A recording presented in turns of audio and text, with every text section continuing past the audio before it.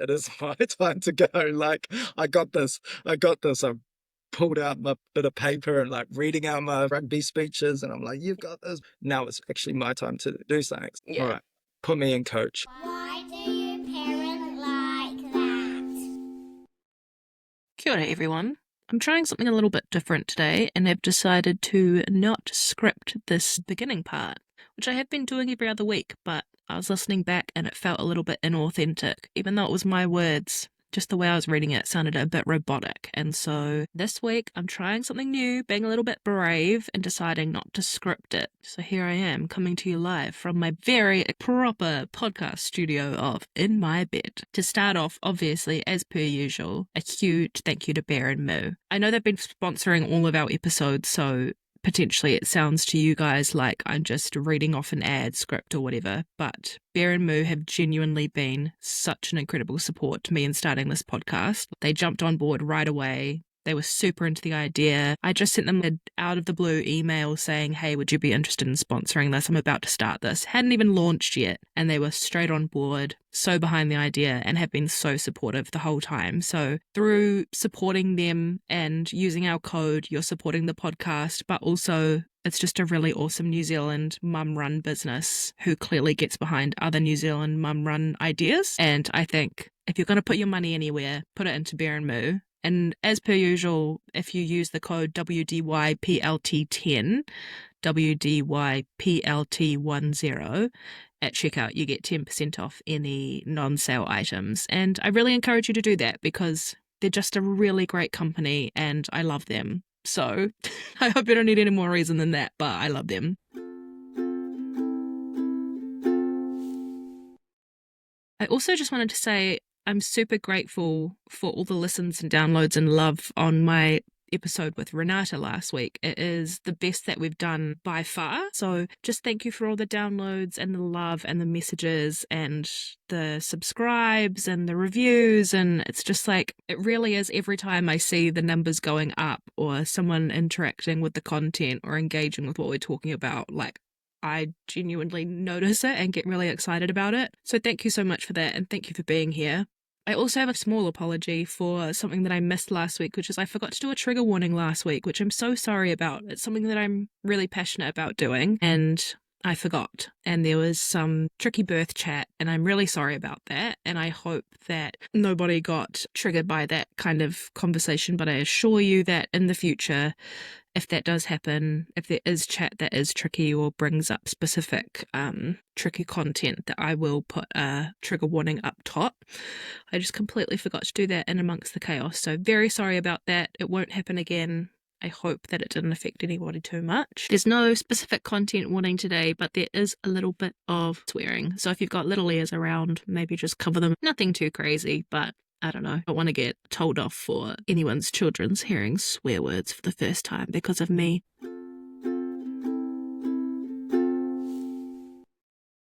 This week is so exciting because we have Nic Haldezos here, and I said his name wrong in the record, which I'm very sorry about, Nick, but I'm so excited because he's our first dad. And this isn't called Why Do You Mum Like That, even though I love having mums on the podcast, do not get me wrong, but I want this to be a podcast that's a space for everyone. I want all parents to be able to access this podcast and feel like they're getting something out of it, because ultimately this is about perspectives and experiences, and your gender has a lot of influence on the role you play as a parent. And so I want parents who are mums, parents with dads, non-binary parents, trans parents, genderqueer parents, takatapui parents, like I want the lot. I want to interview all kinds of parents for this podcast. And so having Nick as our first dad is so exciting and I'm thrilled to have him here. He was so vulnerable with his experiences and his feelings. He's really fresh. When we recorded, his baby girl is only a month old and he was really honest about some pretty tough feelings he's been having. And so having someone who's willing to come on, a dad especially, willing to come on and share those feelings and that vulnerability is so awesome. And I just love that I get to do this. Nick is such a lovely guy. He's so funny. He's so charismatic. but he's also just like so switched on. And I think the world would be a better place if we had more dads like Nic. So thank you so much, Nic, for coming on the pod. I've also just seen yesterday that Nic is starting his own podcast. So go and follow his social medias, which will all be linked in the show notes. Without further ado, here's our Nic Haldezos episode, and I hope you really enjoy it. Why do you parent like that? Today's guest is someone who brings creativity, heart, and a whole lot of personality to everything he does. Nic Haldezos, you might know Nic from TikTok or Instagram as @NicHaldezos, or through the quality brand and storytelling work he does over at Nugget Creative. Nic's journey to parenthood is as rich and varied as his resume. He's been in the military, studied at uni, owned cafes, worked as a personal trainer, dabbled in construction, and somehow still has the energy to pour himself into his creative work. But most out of all the roles he's played, being a dad is the one he's most passionate about. Not long before his second child was born, Nic and his fiancee Cassidy Skelton began dating after re-meeting years after they first met, and within just a few months they were engaged and expecting their first baby. Their love story, like their parenting journey, is full of heart, guts, and a real sense of diving in together. Nic and Cass have also been incredibly supportive and generous in helping me get this podcast off the ground, and I'm so grateful for that. I'm also particularly excited that Nic is the first dad we've had on Why Do You Parent Like That, and that's something that's really important to me. I want this podcast to be a space where parents of all genders feel seen, heard, and included. Parenting doesn't look one way, and Nic brings such a fresh, thoughtful, and open perspective to this conversation. So, Nic Haldezos, let's get into it. Welcome to Why Do You Parent Like That? Oh my God, that was beautiful. Thank you so much. The way the writing of that is just like, do you want a job? The It's my, creativity. I love creative writing, and so it's my one piece where I get to do a little bit of a write for That this is podcast. amazing, Abby. That Thank was you. like, I like to. you gave me goosebumps. Oh, bless. I like to really, I always joke that I try and warm up the guests before I really just get them to tell me their whole life story, just Yeah, lube them yeah. up top. And Well, I'm yeah, definitely warm. I'm definitely warm. yes, That was it amazing. Thank you so worked. much for Thank the you. introduction. That's I'm so so glad. nice. And you've done your research. That's really cool.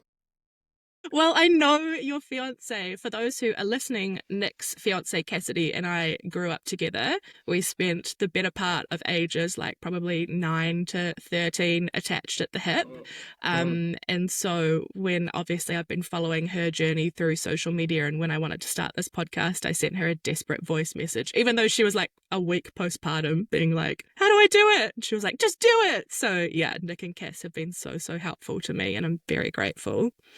Oh, Yeah, thanks, Nic mate. has also had some desperate emails from me being like, I don't know what I'm doing. Please help me. No, it was fine. I was speaking to Cass about it, and she only has very fond memories of you. So it's really cool to be able to connect and connect later in life and do all that. Yeah, So definitely. it's awesome. Yeah, it's really cool. Yeah, I'm so excited to have you here. And maybe we'll just start off if you want to give, for people who are listening who don't know who you are, do you want to do a little intro to who you are and what you do? Yeah, so I'm Nic Haldezos. People always get that wrong, but I suppose I'm a dad that runs a marketing agency. I've always I've got a beautiful little family with a beautiful partner, Cassidy Skelton, and it's but I always like to start with I'm a dad that does this, because I think that's important, because for as far back, honestly, as far back as I can remember, I've always had this dream of being a dad and wanting to be the best dad, and it's been such a it's been put on a pinnacle for me to aspire to be that. So I always thought, I'm a dad. I've had a few different careers Just a few. over the time. I'm a dad that runs a marketing agency, a creative agency that's all about the anti-hustle life. Love that. And so you've got 3 kids. What are their ages? So we got I almost said the name. We've got Yeah, so Old just Night. for listeners' point of view, Nic and Cass don't share their kids' identities online, so we'll Yes. go by pseudonyms. Yes, we'll refer to. So we got a 4-year-old. We'll call him Old Nug, and then we've got Little Nug, which is 16 months, and then we've got our baby girl, which is Fresh. That's Fresh. So Yes. fresh, like still in the fourth trimester, right? Yeah, Where, so she's a month yesterday. yeah, oh my gosh, tiny, tiny, and they're Oh, all she's so gorgeous. beautiful. She's I know so you guys aren't beautiful. allowed to see them, but I've seen them and they're gorgeous. They are. I'm biased, but they are beautiful, all of them. No, And they're just so sweet. They've all got their own little unique personalities, and they're cheeky and they're kind, and it's a perfect mix. like I've been getting a bit caught up on this recently, but it is actually just such a privilege to be like a witness to a little Oh, person's life. amazing, right? Like far out. The If things I and get the sit and think conversations. about it for too long, I get like teary eyed. I'm like, this is what a privilege and an 100%. honor. I know, to watch and to answer the questions. Like Hmm. I was speaking to a parent the other day. They were like, "Oh, don't you just hate it how they're always asking why?" And yeah, that is my favorite thing. Like to come up, like I'm like, and if we don't know the answer, like we're in and we're researching it, and I'm like, I yeah, know. the sky is blue because of this, and try to give like a articulate answer. They won't understand Yeah. it now, but my Yeah. eldest, we talk about, like, he's like, why does it rain? And I'm like, well, rain clouds, when they get to mountains, they have to dump all the rain out to go over the mountain. And you see Yeah. that mountain over there, and just like, Yeah. oh, it's amazing. I love it. It's so cool. My only issue is that, like, I feel like for toddlers, so many of their why questions are quite science based. And I am not a science girly. And so Freddie who's 3, will say something like, why does it rain? And I'll be like, I think it's just something to do with the clouds and the rain. And that, like, I just give the word because I don't know. I don't know. And he's asking me But why. you And I'm just like, got to I give an don't know. answer. I'm Just like, give an babe, I'm a answer. social worker. My background is in child development. You got any questions about that for me? You got any side questions, mate? You got any Yeah, I'm side like, shall we questions? talk about emotional regulation? I can chat to you about that. I can chat to you about grief and loss in an age appropriate way. Yeah, no, not How so good. good. Yeah. Jeez, yeah, that's amazing. Yeah. So something that I love about you and Cass, but especially, well, Cass as well. The caveat to this is I love Cass so much and I don't want to We exclude all her love from any cats. of this conversation. But so that the standing caveat is that Cass is included in all of this, but I'm just talking to Nic today. So we're just going to Yes. focus on Nic. The thing that Cass, I love yeah. about your content is that, like, you are so passionate about, like, being a dad, about creating a beautiful childhood for your kids, and about like finding that work-life balance. How did you come to realize that that was going to be such a focus for you? Like, did you always know you were going to be a parent like that? What kind of was like the way that you knew that was going to shape your life? What a good question. Sorry, we'll dive I right suppose in. that, yeah, let's just go head first. I suppose to answer that, right? So what shaped me to becoming a parent? Actually, sorry, let's do this. Let's do this. The first Yeah, question of this yes, podcast is yes. tell me your journey to becoming a parent. So let's lump it all in together. Tell me Okay. about your journey to parenthood, and then we'll probably answer that question as it's going on. So I suppose my journey to becoming a parent would have to be the biggest player in it would be my own upbringing, as I'm sure, Hmm. for you as well. I Hmm. grew up with a single mum and 4 kids, so non-present father. And so that shaped me in a sense where I only had the mum as the role model, right? And which that was unconditional love. Okay, so I was able to, in a way, make up this this dad figure and this Yeah. ideology of like what I expected, and so that was influenced by movies and and like all of this sort of stuff. So through that, I developed this idea of what a father should be. And then when I met him properly later in life, I'm like, oh my God, you sound a bit Well, like you are not that. Jesus, no. You're But like, like I really had you up on a pedestal here. like, bro, no, but like he had his own journey and he had his own sort of Yeah, like upbringing that influenced him to make the decisions. So that is exactly. like that's his Is own. what it is. Yeah, it's his own journey and it's his own thing. But that was a huge influence because when I was younger, I always like was fascinated with like playing with little kids. Even when I was like 10, I was like, oh my gosh, like your imagination, you've still got that. And I've always tried to hold on to this imagination as I go through life. And it was like, Yeah, you've still got that. That's fascinating. I love that. I love yeah, how you're like this car. Like my son the other day said, I'm just like, what are you thinking about, mate? And he's like, I'm just imagining the cards and if they were wearing clothes, and I'm like, That's so this is cool. it. I'm like, that is epic. Let's go down that. Having that and like all these sort of influences going through life, and then having my first son, it was a whole thing associated with that. Like I wasn't in a space where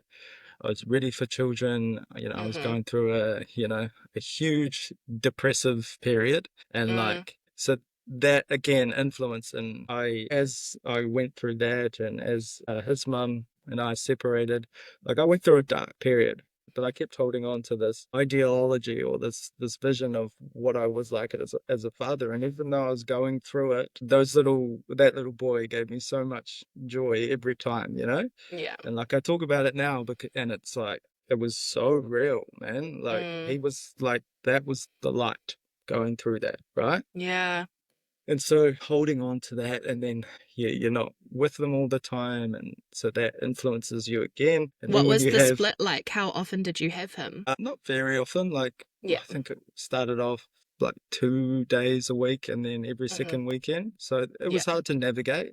But like Yeah. those days, like I looked forward to it like it was the highlight. I had nothing Yeah. else going on. I was, down in the dumps. And this is what influences the father I am today, because it's those fleeting moments, you're so present in that time Mm. where it's like, okay, now when I've got children around me all the time, I'm like, how do I capture that being present, And capture that, excitement and and capture that time where I was like missing him like nothing else, and mm. then bring that into the family unit that I have now. And but it's not all the time, but No. it's a constant reminder. I am so freaking lucky that I get this little baby girl and this little boy around me 24/7, That's such an amazing perspective to have, because I do think it's easy, like obviously as someone who has never been in like a custody arrangement, I've had my kids all the time, and it is easy to get caught in the like mundane kind of like you're kind of Yeah. just like plodding along. And I think as much as like being separated from older Nug would have been really hard, being able to know what that perspective feels like of like I know what it feels like to not have this guy around all the Mm, time, mm. and like Yeah. being able to make that force you to be present in the beautiful parts and Yeah. amongst the chaos and the like fog and the Yeah. Yeah. mundane routine of it all is so amazing. But it's like, thanks, mate. It's like perspective is a beautiful thing like that, right? Mm, Like the things you go through, they're like fucking hard. But when you get on the other side of them, you have this perspective, and yeah. then if you're able to like be present when you're gaining that perspective, and then be able to be like, oh, that's right, that's what this feels like. Okay, let's carry Mm, on and do this in this period of time. Yeah. yeah. So perspective's beautiful. I don't recommend that to everyone, obviously, No, but it's but like, quite a tricky way to get the perspective, but it's what but happened. yeah, and it's you go through hard things for a reason, right? Exactly. So tell Yeah. me about, because it's quite a non-conventional story between you and Cass, and like how Mm. quickly you guys like you met and then you Yeah, yeah, re-met and then you yeah, decided this is it. So talk to me yeah, a little bit about that and like that decision and the conversations you had. yeah. My Cassie. So she's the most beautiful person I've ever met. She is just Mm, so kind, so intelligent, so fucking funny. And so she had these qualities when I first met her, and she was like 21 or 22, I think. We're mm-hmm. on this rooftop bar in Wellies. I was just like, and it was the sound of her voice, and I was like, oh my God, you are Who so is like that? that. I love that voice. What is Yeah, that? And yeah. then, we messaged for a bit, and then kind of she was just, she was busy. I was busy. We were both in this Mm-hmm. different period. And then 5 years goes on, and then she goes, I'm coming to Tauranga. What are you up to? And I was like, just, hanging out. And then she said, Hanging around. yeah, she said, go, come pick me up from this bar, and I'm getting bored. So I went and picked her up, and as soon as she That stepped in is that so amazing that like it was 5 years and she was just like, that guy was kind of cool. I like the idea of well that guy. she was always like this. I always say she was the one that like just whisked away. And like there was every year, like I was in other relationships, but every year, when you're out of the relationship, you think about her. She would That girl constantly you come met up on on the that. rooftop bar. Yeah, because Yeah. she's magnetic, man. Like if you've ever Yeah, she been in is. You know, if you've ever been close to her, she's a magnetic and you just want to be around her. And fucking every single day I'm hanging off every word she's saying. I'm like, tell me more about that, Yeah. you know? Hard So eyes. that Your eyes are that hard eyes emoji. You're like, tell me. 100%. Like we say that at home. Like I got heart eyes emoji for you. Like it's truly that. Like every single day. And as soon as she jumped in the car and she spoke, and I was like, oh my God, okay, You you're melted not getting again. away this. You're not getting away this time.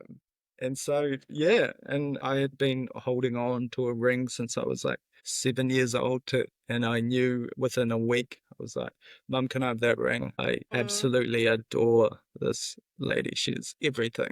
And I will go through everything with her. She is Yeah. perfect. And so, yeah, here we But are. then how did that come? Like, obviously it's one thing. Like, you know, my husband and I always say we knew after a few weeks that was it, that we were locked in. But how did you go from like, I know she's the one, to being like, by the way, like verbalizing, hey, let's get married and have a baby now? Like, how did you make that choice? That's a big Well, thing to bring up yeah, so early in a relationship. yeah, that's true. But I don't know. Within the first, I think it was the second day where messaged her and I was like, I am so into you.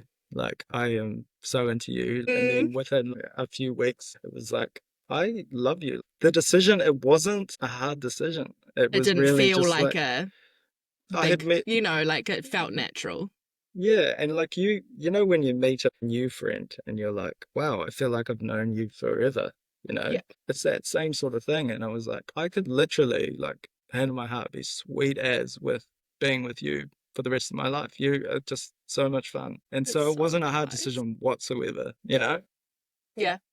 Yeah. Great. And so then, like, how was the journey to like having Nug? Was it like, did you conceive fast? How did that all go for you Yeah, guys? real Was it like, fast. We're nice? like, so, um, yeah, we were talking about having a baby and we started trying. And then within a few weeks, he blessed us. Amazing. Oh, it was beautiful. We were so happy, man. Yeah. So happy. And like, when I moved to Auckland, like, we talk about it now, like the come up story. Like, we were in this little dingy flat. We just found out we were pregnant. I think I was earning like 400 cash a week. Like this is just it for now. Like, and there's nothing like a baby that makes you go, yeah, sweet, let's We do need to lock this. in here. Yeah. Yeah. And so we were always in it for the come up story. And we always knew that, fuck, who cares? Like, as long as we had each other, we were sweet. And we always talked about that. That self-belief is something that I've noticed about you guys, that you're so good. Like, you don't diminish yourselves. You're really good at being like, we're good at this. We've got this. Like, it's quite countercultural to New Zealand, I think, in terms of being able to like hype yourselves up, hype each other up. Like, you're very publicly each other's number one cheerleaders. Like, you just don't have that kind of like self-consciousness that I think we try and push on to people in New Zealand. Do you think that's just who you guys are as people, or do you bring that out in each other? Both. I think we were that beforehand, for sure. If you like, I can speak from my own experience. It's definitely an authority complex, not having a dad. Nice. 100%. Of like, as far back as I can remember, I've gone against every sort of system and loved being the black sheep. Loved it. So for me, like, going against that and just, you know, I was a shy kid, but I was always a confident kid. And then Cass, like, she's as confident as anything. And I suppose we both went through a period of time where we were super down, right? And so you learn a lot about yourself when you're in the pits, and you learn a lot about what you can do, and you realize that, as Cassidy says, you can do hard things. And so, you know, having the self-belief is something that, you know, when you've been through it and you've had nothing and you've flourished and still found happiness in nothing, then everything on it is like a bonus. Yeah. So it's that, That's so it's cool. it's like that self-belief comes from that plus an authority complex. Love that. Love that. Yeah. Shout out. No, army was And not good. yeah, I was going to say, you were an army boy. How did Oh that my work God. out? I used to get in so much trouble. Like, fuck. I'd be like, run up this hill 10 times in 5 minutes. And I'd be sitting there like smiling and laughing while I was running. And the sergeant is just like, how the hell is They would us? hate you. Yeah. But I loved it. It was cool. Yeah. I'm So then pregnancy and birth and everything with Nug, how was that for you guys? I guess, especially as our first dad, like, how was that from a dad's perspective? amazing, because it was like we made the decision really early on that Cass would not be working. And I really wanted to take care of the family, you know? So when we got pregnant and Cass, you know, decided to leave her job, and that pregnancy went by so fast. The pregnancy part was relatively easy. It was hard to, you know, leave obviously her at home or when she was working, like I think it was part-time up Yeah. until like a month out. That was hard to see her come home tired and all that sort of thing. For a dad to watch your partner go through birth is the hardest thing. And like I know it's like 10 times harder for her, but emotionally, like as soon as she went into labor, I would have tensed up like this, and I don't think I breathed Mm. properly, like a Didn't breathe deep out. breath, until Mm.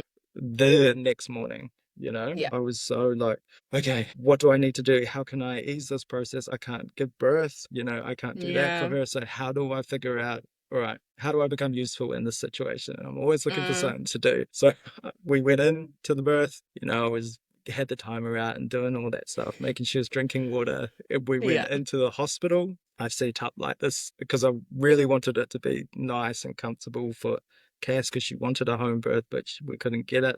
And so I set up a fort around her within this hospital room, lit Yeah. these candles, and just made sure that I was like a security man at the door. Yeah. Like Good. it was like a yoga ball and like a phone, you know, just like Yeah. barraged it up. But it was, yeah. And I just really wanted it to be comfortable, and I wanted her to experience you know, a magical experience, even though we were in the hospital and it wasn't quite the outcome. Yeah. Yeah, I didn't breathe properly for like, yeah, 24 hours. It was hard. I And always say to my husband, I feel like as much as obviously like birth is obviously harder, like there's no doubting that. But I do think that like it's really hard for birthing like support people because like suddenly like for me when I went into labor I just went into myself. Like I had no thought of what was going on out here. I didn't care about logistics. I didn't care about myself. I didn't care about anything. All I was focusing on was like getting these babies out of my body. And so yeah, like when things went wrong or when Andrew had to make the choice for us to go to the hospital and all that kind of stuff, like that is all on him. The transporting, the finding a park, the getting you into the hospital, the unpacking, that like all of that stuff is all happening, all that logistical stuff, when I'm sure that the only thing you're thinking about is like looking after your partner. Like you don't want to be dealing with that logistic stuff either. You're like, I just want to be here supporting you. But the yeah, birthing person's obviously not dealing with that logistics. And I feel like that stress is actually something that doesn't get talked about too often because in comparison to birth, it's like, you know, deal with the yeah, logistics. But I well, actually think that's like a really stressful space to be in. for sure. But, and I knew that going into it, but I tried to remind myself and frame it differently. Like, okay, Mm. she spent 9 months going through all these different changes in her body. Put me in, coach. It is my time to go. Like, I've I got got this. this. I got this. I pulled out my bit of paper and like reading out my rugby speeches, and I'm like, you've got Yeah. this, you know. And like I really, like, it was hard, but I was like, okay, cool, now it's actually my time to, you Your know, time to do shine. my time to do something. So I tried to Yeah. keep reminding myself to reframe that. And I think that's important. It's like when you're going through these, to be like, okay, well, how can I frame that differently? How could I Yeah. reframe that situation to be like in a semi-positive way? And it's like, all Yeah. right, put me in, coach. I'm ready to do this. I'm ready to support you. It's only 24 hours. Like, what do you Yeah. need? You know, and be of the utmost service to, you know, your partner in that space, because Mm. it's also, she's spent 9 months ramping up with all this anxiety and all this fear and all this not knowing. And it's like, what does she need in this moment? Okay, a Mm. calm, decisive Yeah. partner that is Yeah. like, has read over the birth plan, has had all the conversations leading up and understood down to a T. Like, you got one job, make Yeah. that experience like really good for your partner. And it's, And like so just, an advocation as well. I was so grateful for my husband at how well he yeah, advocated for, because you can't advocate for yourself when you're like yeah, birthing a human. You're pretty busy at that point. So having, I'm like, sorry, I'm just doing something right now. yeah. Just hold on a second. Just Yeah, give me a minute. But yeah. like having my husband there, and I knew he knew what I wanted, and I knew that if someone came in and tried to like, and I work for the health system, I have a belief in the health system. I don't think anyone has malicious intent or anything like that. Yeah. But I knew that if someone was going to come into the room and something was going to be suggested that I didn't want, or like there was going to be a conversation, I knew that he was going to advocate for what I wanted. I knew he knew what was going on, and just like being able to sit in that birthing space and be like, I'm not on this realm right now, I'm in a different space, but I know you've got 100%. this. That is like the best feeling. And that's amazing that you got that. That is incredible, because I have heard some like terrible stories about that. And that's so complacent, man. Like you got one time to literally shine. Like shine. Yeah. Pull your socks up and shine. I know. Turn up. It's fine. Yeah. Like, yeah. But, to prepare for that, you got to have the conversations beforehand to understand the situation. It is literally your responsibility to know all of that. And it is her responsibility to understand her body and manage her internal environment, get the baby out. Yeah. And so then what was the like immediate postpartum period like for you guys? Like how did you find being the co-parent to a parent who had just given birth? Nug and baby girl were completely different. We went to Melbourne like when little Nug was like 3 weeks old. Crazy. And so we were off. There was a number of contributing factors to that, but we were off, and we were going to do this, and we were going to do this by ourselves, and and we did it by ourselves. Just for context for the listeners, they moved to Melbourne. They didn't just visit Melbourne, they moved to Melbourne when Nug was 3 weeks old. Yeah. It was a crazy time.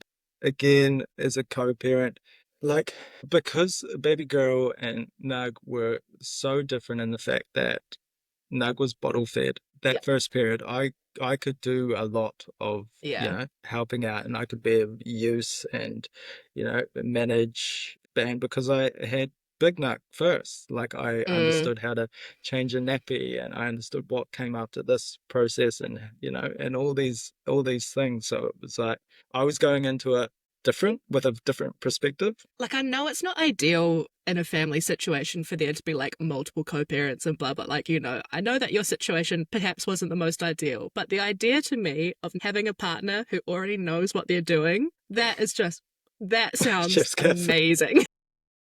That like having a co-parent who already knows the drill when you're trying to figure it out, that just sounds beautiful. So as much as I'm sure that there were politics and dynamics and stuff in my head, I'm like, what a dream. Yeah. Well, it was just, you just kind of knew what was coming next, and being able to, to help Cassidy through that period, and not only like help, like physically feed and get up and burp and all these things, and just looking for shit to do, because she was, her body was sore, and there was all this sort of stuff, but teaching her how to like, change a nappy, give his first bath, and just show all those things. It was amazing. Yeah. Like, I'm like, like I am actually doing things. I know what I'm doing. I got, I'm in. I can actually do things so now. Nice. Because the whole pregnancy, you can't. You're just watching your partner go through hell, and you're like, I feel useless. Yeah. So when you had the chance to like get in there and do it, you were I was in there, man. I'm ready. Yeah. It was backwards. I was like straight in there. That's so cool. That's so nice. And then it's obviously been quite different with baby girl because she's breastfed, right? Yeah. So then that's a whole nother thing. And like I went through, it's funny, you have a lot of people that talk about postpartum depression with females, but when baby girl, and this was like 2 weeks, so I was still pretty raw and I'm still managing it, but I was 100% that first week. I was going through it. I was like lost. I had always been able to feed and help, and now all she really wants is Cass. And I'm like sitting there going, okay, what the fuck? And I'm like full on going depressed, and I was like to Cass, how are you feeling? And she's like, honestly, I am really loving it. And I'm like, well, that's good because I'm fucked. Because I am not loving And it. if you're loving it, that's good. Okay. As I long can as wear one that. of us is loving this.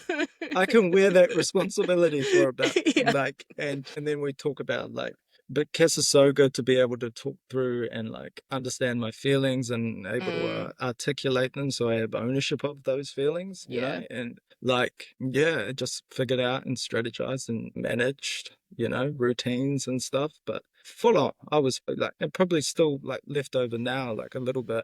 It comes and Yeah, goes. I was going to say, like, it's still quite raw for It's you 2 because weeks you ago. are only like, yeah, that's not that long ago, and I'm sure you're still figuring it out for sure. But I also feel like, I don't know if you guys felt like this about having a subsequent child, that I just went into it maybe a little bit naive about how much I was going to be emotionally affected by the shift again. Like the first time, obviously, that's such a big life change, and you go through that grief of your loss of autonomy and all that kind of stuff, like all of that happens. And then I think in my head, I was like, oh, well, that's not going to happen a second time because I've done it. I've done it. Yeah. I've done it. So it's going to be absolutely fine, and I'm going to have no emotional change because I'm already a parent, so whatever. And then Max, my second, was born, and I was like, oh no, I'm having a lot of feelings about this because it's not like, it's a whole new human. It's not just like the current child 100%. has expanded. It's a new human and new change. And I'm like not great with change in general. So there's always a bit of like, I guess, grief and loss that comes into change for me just from that loss of what life looked like before.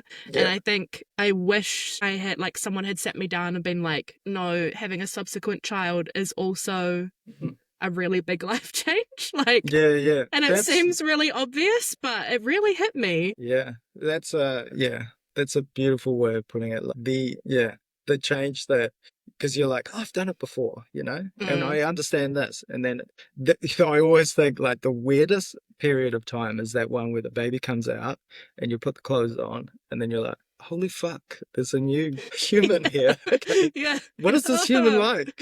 Yeah, like? I know. Like, I don't are they know all good? you. Yeah. Are they all good? Like, Especially like, because you, like, you know, you've had 16 months of building a relationship with Nug. You know him in and out. You like, you know, you love him. You know what makes him tick. Like, he makes you know laugh. his personality. Exactly. And then you have this new one and you're like, but I don't know you, and I don't know what makes you tick, and I don't know how to like settle you, and I don't know how you like to be held. And I feel like that going back to the beginning actually, like, as much as you're like, I know I can keep a kid alive and that's great, you're also like, man, I've got to figure you out. And I think that realization is hard. It's just learning it all again. I really feel for those parents that have that like 4-year gap, and you know, because you're just rammed into it. You've got this functioning human that you can talk to and have conversations with, and then you're back and you're like, fuck, what do I do now? That, you know? Sophie from Imperfect Parents made a really good video on this last night because they had a third kid with a 4-year age gap. And she was like, I did this crazy thing where I had a third kid and we're starting at the beginning again. And it's like, she's like, that starting from the beginning is really hard when you have older kids that are like independent and off and ready to go, and you're just back at the beginning. And I'm like, yeah, that is so tough. And I just feel like maybe we don't talk about enough how hard there's lots that of things we don't talk about enough, right? That's why I started a podcast, so I can yap about them all. I would like to touch more on the idea of like postpartum depression being a thing that obviously all parents can experience. When you started to feel yourself dipping into those sorts of like blues or starting to dip a little bit, how did you find coming to terms with that, acknowledging it, addressing it, recognizing it? How was that kind of process for you? And I know that it's recent, so if it feels like too much, we can move on. But no, I'm super open. When you were saying that, I thought of that song, Hello Darkness, my old friend. You've been there, right? And you're like, oh, what's up, mate? Okay, what's up? You again. We've been here. We've been here. You're sitting on my shoulder. Okay. I have tools, you know, tools that I've developed through conversations with Cassidy. Like, she is a wizard with stuff like that. And so I have tools, I have been there, so I understood it. How I dealt with it was how I always dealt with it. was I got back into some, shred of routine, and I was like, okay, this is the new norm. Nug follows me everywhere. All right. Yeah. I stopped holding on to this belief that I could manage the business at full capacity, manage him at full capacity, manage, Cass and the family unit at full capacity. And I just started focusing on being a dad and the Yeah. best dad that I could be. Yeah. And when I started focusing on that, the fog started lifting a bit more. I started getting in Nice. a routine. I started to be really fluid and flexible with it. And yeah, but it gave me such a huge realization that one, men don't have the communication level where they can articulate what they're feeling to their partner, which sucks. And two, they don't have a partner that can respond and articulate it back because, we're, we're not educated on this sort of stuff. And Yeah. no one prepares you for this. So you shoved back into this postpartum and you're like, there you go. You got no tools. You can't communicate with your partner effectively. What do you expect? You're going to disassociate and you're just going to switch off. That's going to be seen from your partner as like, he doesn't care, he doesn't love me, all this sort of stuff. Where it's just like, it needs to be discussed. Like, I think if we could focus a bit more on the men's postpartum mental health, then there may be some impact or flow-on effect to helping women through that postpartum. Because I actually messaged Cass about this too. We were voice noting about it recently, that like there's so much focus on women and or like birthing parents, and as there should be, because obviously like that's huge, that's a massive thing. You've got all the hormones, the drop, like we know we've had a lot of research about that, like there's so much focus on that. But I'm also like, if you want a functioning family unit, you need to look at everyone that's existing in that unit, right? And so we've got this great focus on the birthing parent, but it's like this co-parent is not only supporting the birthing parent who's at very diminished capacity because of like body stuff and recovery and breastfeeding and whatever they might be doing. But I'm like, if we're focusing on that support parent who's, primary parenting the other children in the household, managing the household, keeping the household fed and watered and often going back to work. It's like, that's a cyclical thing. Like that's going to help the birthing parent because they're the support person for the birthing parent. It's like, it all feeds into itself. And it really does.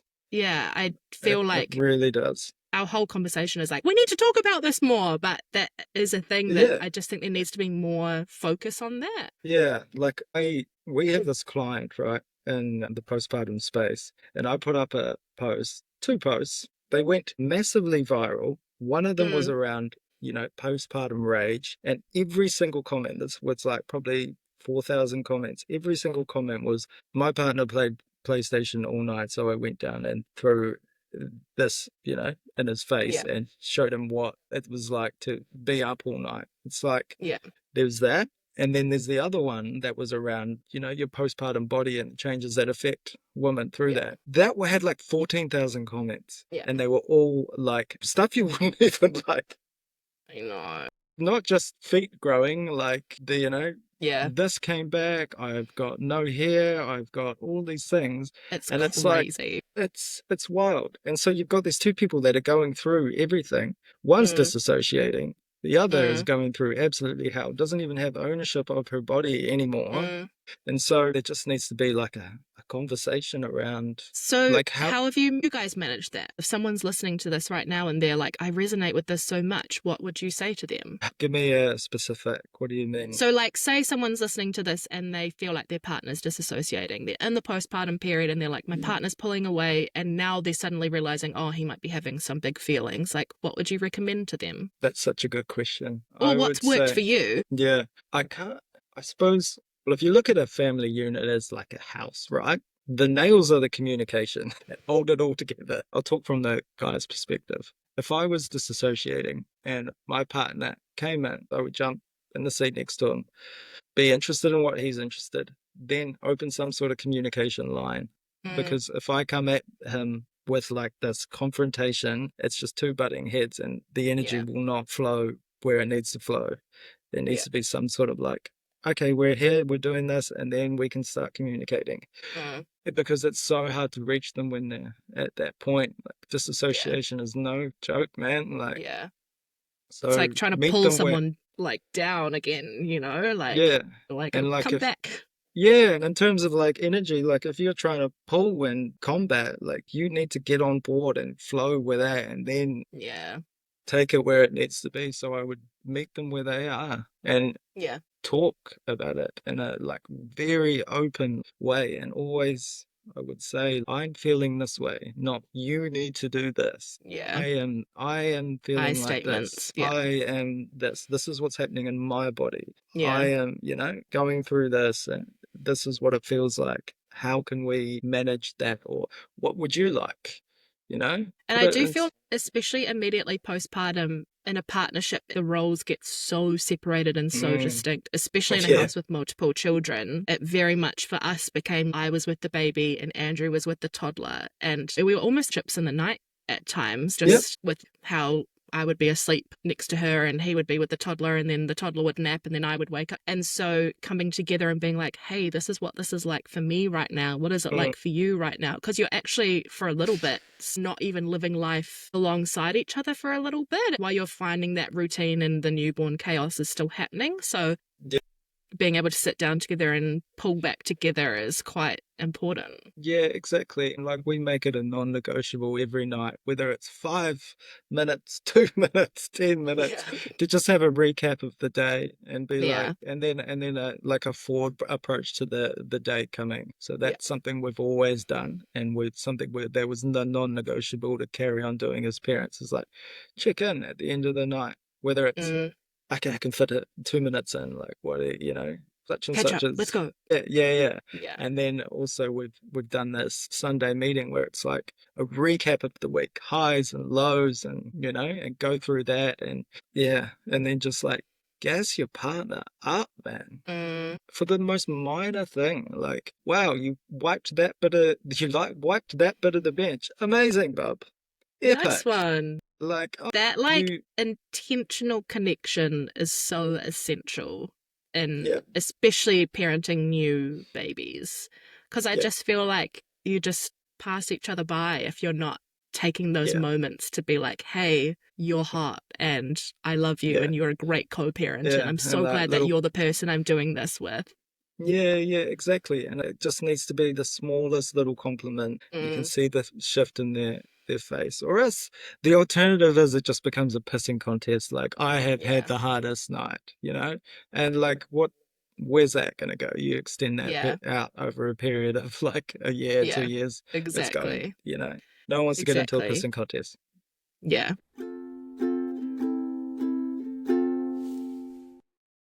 Yeah. All right. We've spent a lot of time on the first question, but it's all been so good. But I need to carry on because you've got multiple children in your household. So I'll carry on to the next question, which is what does successful parenting mean or look like to you? Loving my partner as much as I can. That's what I think a successful parenting looks like, is leading by example in everything that I do, in every Hmm. interaction that I have, that my children are seeing. I think successful parenting is being the individual that you want your child to grow into and trying as hard as you can to maintain that throughout all the chaos and everything. So I think it starts with that and just loving your partner unconditionally.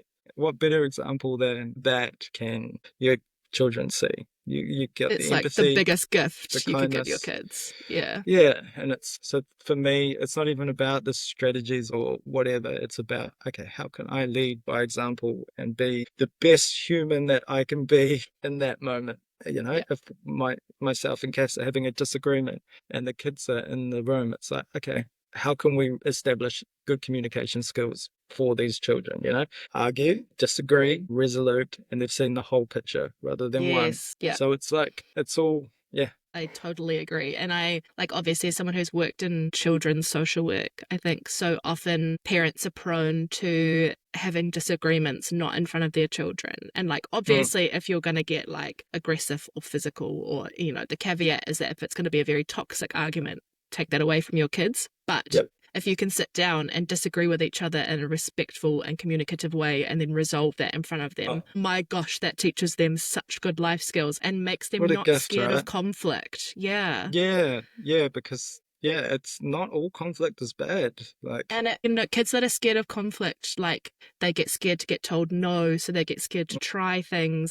There's this whole on flow of if you're a yeah, conflict adverse person, like yeah, you've got more fear, and so being able to not have fear around that no or that disagreement or that butting heads is so good. So it just makes my yeah. social work heart so happy to hear that your kiddies are getting that. Amazing. That's it. That's it. Like, lead by Yeah, example.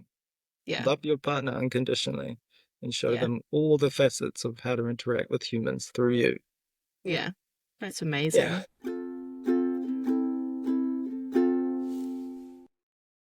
Okay, I guess leading on from that, question Yeah. 3 is what is something about your parenting style that feels unique or unique-ish to you? Cool. What a cool question. I am just realizing now that I never sent you the questions, and usually I send people questions Oh, do beforehand. you? So, yes, I'm so sorry. So, guys, Nick is doing this on the fly when usually people get time to prepare. So, he's amazing.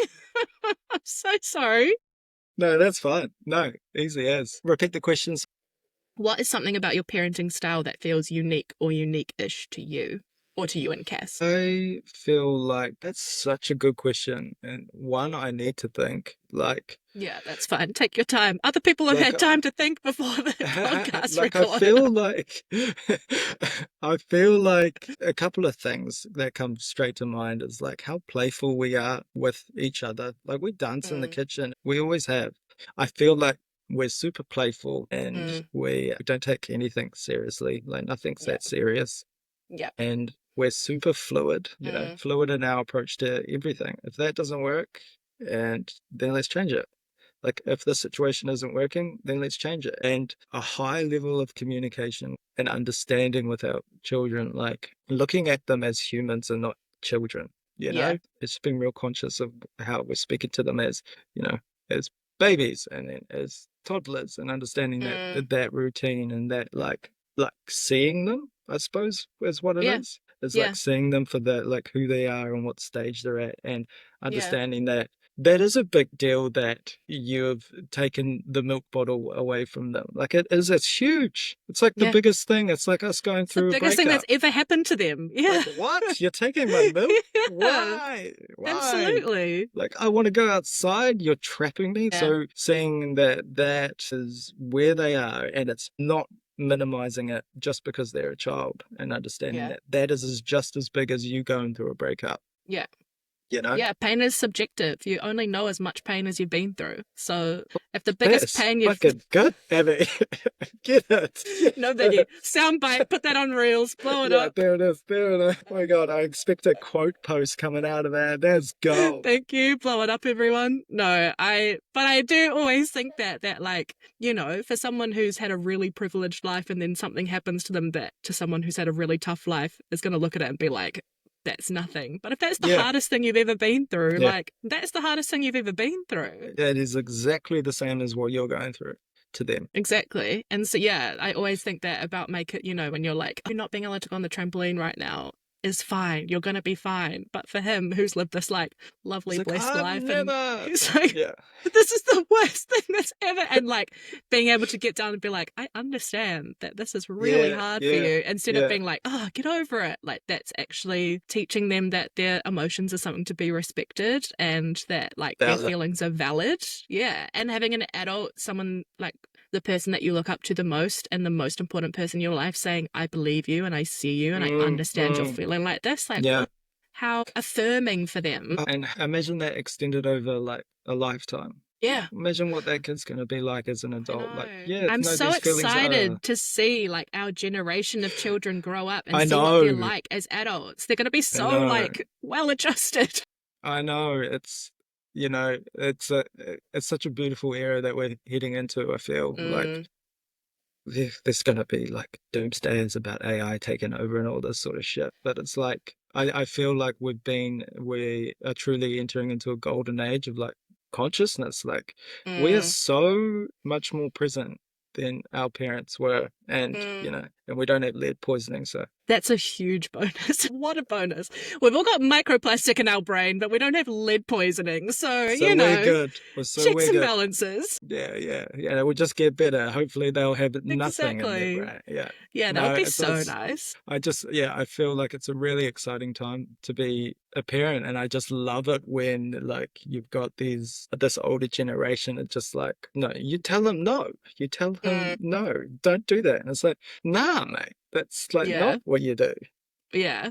That's not And- that might be what you've done, but that's not what I'm gonna do. Like Right. Sophie, again, I'm bringing up Sophie's chat because I've just been editing her podcast, so it's top Yeah, of my yeah. mind. But Sophie said this quote about like, you want your kids to grow up to stick it to the man, but while they live in your home, you are the man. And so like, you want them to push back on you. You want them to find their own autonomy and their own voice and to like question why you're saying, For that's sure. like, that's a great adult, someone that can like question why things are the way they are Yeah. and not just go by the status quo. And Yeah. so it's so counterintuitive to what like traditional parenting has been, because it's not just do it because I told you to do it. It's like, convince me why I should do this and why this should be the way that it is. Exactly. And aren't they the coolest adults? Yeah, 100%. They're Those are the change makers. Yeah, for sure. And so we've got a generation of them coming through. Imagine Yeah. where we're going to be. Amazing. Look out, world. We're coming. Our kids are coming. Exactly. We've got I know. microplastic poisoning. Yeah, we'll be dead because of all the microplastics in our brain, but our kids will be doing our cool kids, stuff. God, they're going to be world beaters.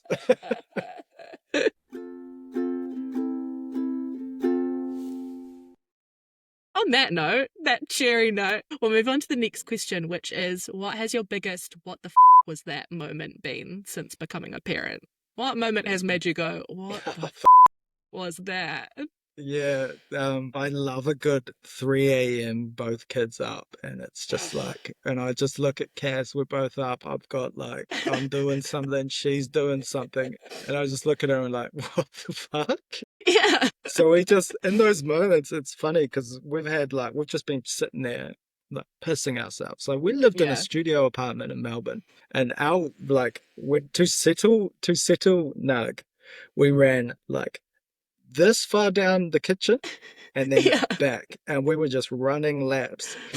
I just remember Cass like sitting in bed, and I'm just like running back, and I'm just looking at her like, what the fuck? What is happening? She's like, this is just fucking wild. This is so, Yeah. those 100%. And they are just like, it's like every couple of days. So it's crack up. Especially in that newborn bubble. I do feel like I love, because there's obviously two ways it can go. Like there are some times where you're so overwhelmed that you're like, I want to die. I'm so depressed. Yeah. This is awful. I've ruined my life. Yeah. But then the times where you're like so overwhelmed and you're like, this is hilarious because of Yeah. how ridiculous this situation yeah. is. Those moments are actually so nice. And like, when you just get past the point of overwhelm, you're like, what is life? What is happening right now? It's so This cool. is just wild. This is just wild what we're in right now. And yeah. I think that's so important to be like, as a parent, like take a big wallop of humor into your parenting. Yeah. Because it's just going to get crack up. Yeah. 100%. And like, Yeah. I think if you got stuck in how hard everything is, I think you would just never enjoy it. You would never have a good moment. I think you have to go in, or just like be in it, being like, everything is hard. Parenting is just hard. Every day is hard. Yeah. But it's also hilarious. Like, it's so funny. The situations you find yourselves in, the problem solving you have to do, like the on the fly thinking, the situations you find yourself in where you're doing a nappy change on the side of the road and you're like baby wiping poo out of the car seat, and like all that kind of stuff. Like, if you can't turn around and go, that's actually hilarious and this is going to make a great story, like, then what's the point? I know. And that goes back to that, like reframing, trying to reframe on the fly. Like, okay, well, this is fucked. Like, how can we reframe this right now? Yeah. And also, in those moments, it's the joy of doing it with your best friend. You're like, if I was doing this by myself, it would suck, but I'm doing it with you and you're my favorite person in the world. And how funny that we used to be able to like go out for a wine and a date night whenever we wanted Yeah. to. And now here we are at like the whim of these small, tiny humans, but I'm doing it with you and this is fun. And, you know, like it's those moments that I think can really pull you back to be like, I'm so glad I'm doing this with you, you know? Yeah, at times it's so hard to stay present like that, right? Yeah. Though, Yeah. like you're like, it doesn't always work. I wish you could carry that into every sort of thing, but that's so it. Like doing it with your best friend is just the fucking shit. Yeah, totally. Quote that. Yeah, put that one up. I'll put it under mine. It'll be beautiful. Yeah. The fucking doing it with your best friend is the fucking shit. There we go. We're getting some great sound bites from this episode. Yeah.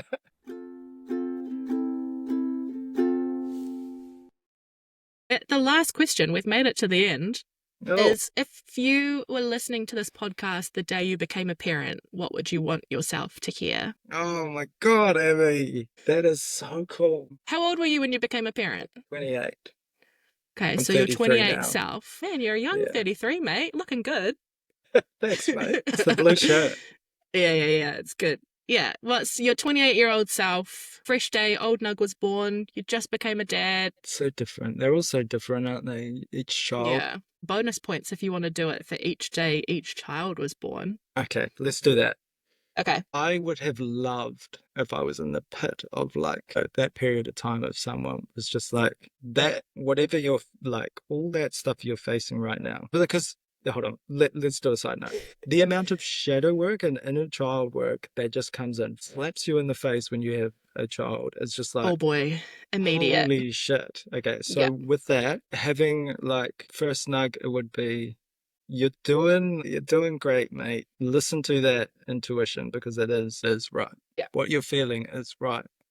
That is right.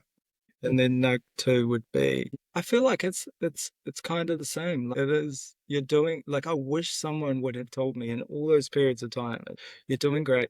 Listen to that intuition. You've got this, and this too shall pass. Like with that, it's like, enjoy it, be present.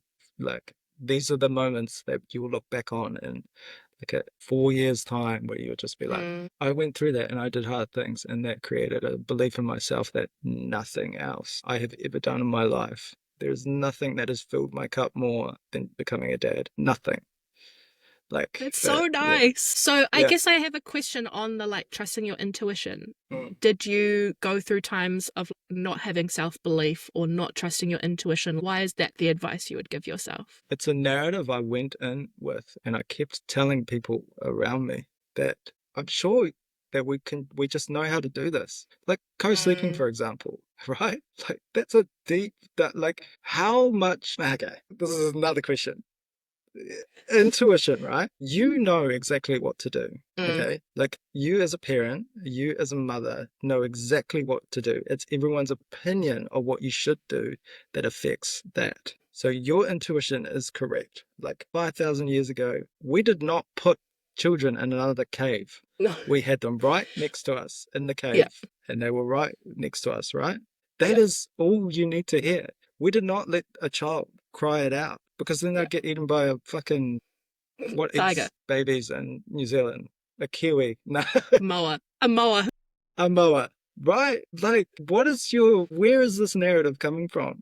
Question it. Your body is saying one thing, your mind is saying another, based on the opinions that everyone's telling you. So trust your intuition. And I feel like that's a good starting block, like for a lot of things. It's like, you know what you need to do. My mum always says that she is really glad she doesn't have a newborn now, because she thinks with all the social media and Google and messaging that she would get really unsure of herself. And I always think about that, because that's, you know, even in a 30-year time span, we shouldn't have this much information at us. Way you too know, much. like we are meant to rely on our knowledge, our intuition, what we know of the kid in front of us, like what's going to work for our family unit. Like we're meant to be able to rely on that intuition, but it's this like overwhelm of information and messaging that's what's confusing us and like crossing our... It's bang on, Abby, like. Yeah. And that's with so many different things. There are so many opinions on what you should do. And this comes back to that self-belief thing, and that, you know, in combination with your intuition, you know what to do. Like, do you have the belief? Like, you've got a broader human earth side now. It's time for you to, like, because you're going to get all that shadow work and you're going to get all that inner child work. And it's time for you to, like, the only way to stop the monsters chasing you in the middle of the night is to turn around and have a conversation with them and be like, okay, what's up? Hey. And then Hey. face it. And then, like, and with that intuition will never leave you astray. Never. On that, because I guess, parenting, you bring all your stuff with you. You've got all your baggage with you. And that can be really hard when you're like in the midst of just day-to-day logistics parenting. How do you find space to address your stuff while also not carrying that into the way that you're parenting? Because I know for me, if I'm like addressing stuff, I can get quite caught in my brain and then I struggle to come back down and get stuck physically on the loop. parent. Exactly. How do you balance those two things of you're needing to address this inner child and do that work for yourself in order to be a better parent? But that's really hard to do while you're actively parenting. So where do you find that? A good thing, I think a lot of power comes in, like, articulating a situation rather than keeping it in your head. Like, for me, things get stuck on a loop. And I always say to Cass, like, I've got to break the loop. So the only way that I've had power to, like, be able to have control over that is give it a name, right? And so articulate it. So I do that. Like, if I feel something in my body that is, like, not my thought or belief then how I'm parenting, I take a mental note and I will talk to Cass about that within, like super deep. And then once I'm able to articulate that, I'm able to have ownership over it.